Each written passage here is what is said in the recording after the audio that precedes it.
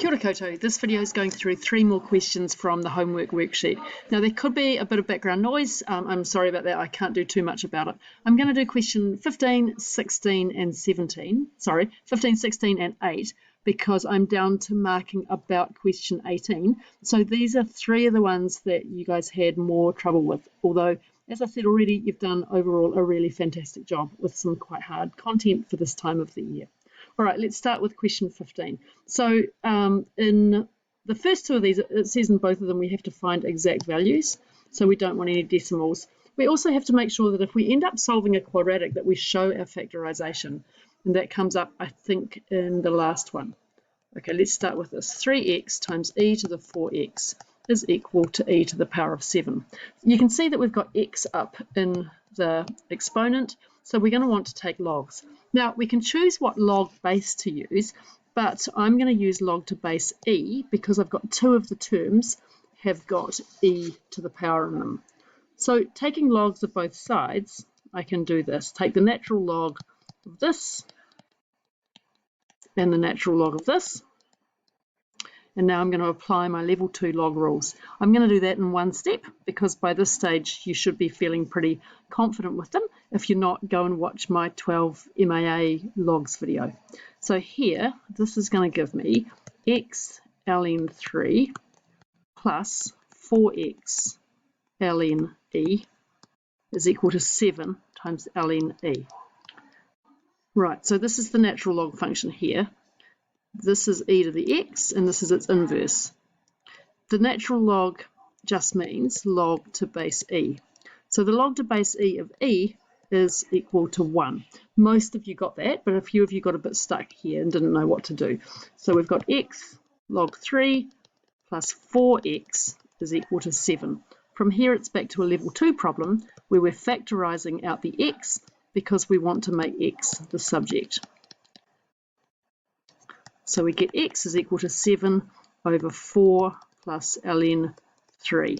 Now, you'll see in textbooks that they get away with not putting those brackets around the natural log. It's better if you can because it removes any ambiguity. So there's no ambiguity in this one really, because if we had ln 3 plus 4, you would think it would be obvious that we meant ln of 3. But if I've got ln of 3 plus x, it's going to be very easy to make a mistake with that. So I'd like you getting in the habit of just always putting the brackets around whatever the argument of the log function is. Okay, so that's what question is that done? That's question 15 done. Now we're going to look at how to do the exact solutions to this equation here. And again, the strategy is to take logs of both sides. So 2 to the power of x times e to the 3x plus 1 is equal to 10. My first step in equations like this is just to write down the taking log step. So don't go too fast. And now think about those level 2 log rules. We've got a times b. So the left-hand side is equal to the log of 2 to the x plus the natural log of e to the 3x plus 1.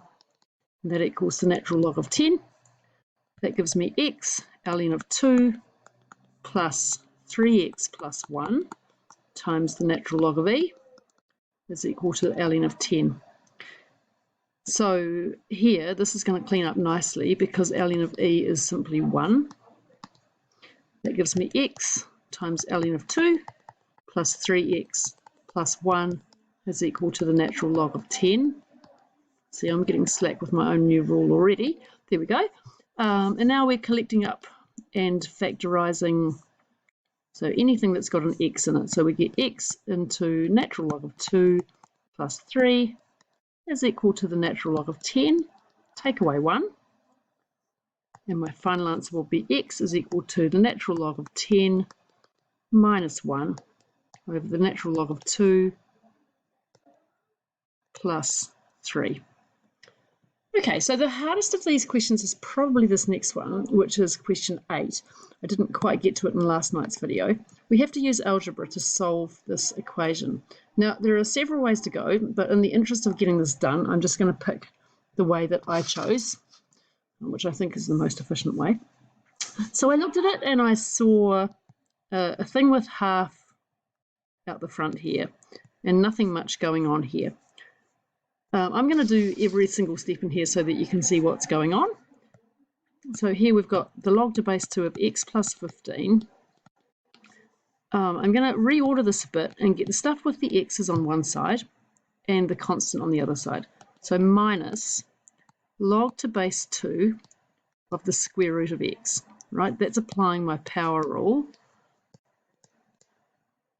That b log a is the same as log of a to the power of b. So I'm putting that half back up as a power there. That should feel easy, okay, hopefully. And I've got to that. Now what I'm going to do next is combine those logs and then hope that something happens after that. So we've got log to base 2 of x plus 15 over root x is equal to 4. And what does that give me now? Let's see. Oh, well, several ways to go here. So this is just the definition of a log. It's the loopy thing. So x plus 15 over root x is equal to 2 to the power of 4, which is 16. So you can see hopefully that we've got some kind of quadratic-y thing coming. I'm going to multiply both sides by root x and get this. And we've got now a pretty clear disguised quadratic, just like what we used to have when we did level 2 algebra excellence questions or merit questions. Looking at this, we can do a substitution. So let u equal root x. We get u squared minus 16u plus 15 is equal to 0. And whoosh, we get a nice easy quadratic, u minus 1, u minus 15. U is equal to 1 or 15. And u is equal to root x. So x is equal to 1 squared, or 225. Now, when we've done a disguised quadratic, what we need to do is to go back to the original equation and just make sure that it's all going to work. I've just got to get rid of the rubbish from the last question. So it's well worth doing this step. In this case, we don't have a problem, and both of these solutions are going to turn out to be valid. But especially when we're dealing with surds, we will often go wrong if we don't check, and we'll often get an extra solution. So let's just take a moment to go back to that original equation and see if we've got the logs defined for both of those values. And you can see that we do, right? Because we have to have x plus 15 has to be positive here, and x has to be positive here. Both of these are going to be valid. Okay, that's all for tonight. Let me know if these questions are starting to feel easier and if there are any other specific question numbers that you really want me to do soon.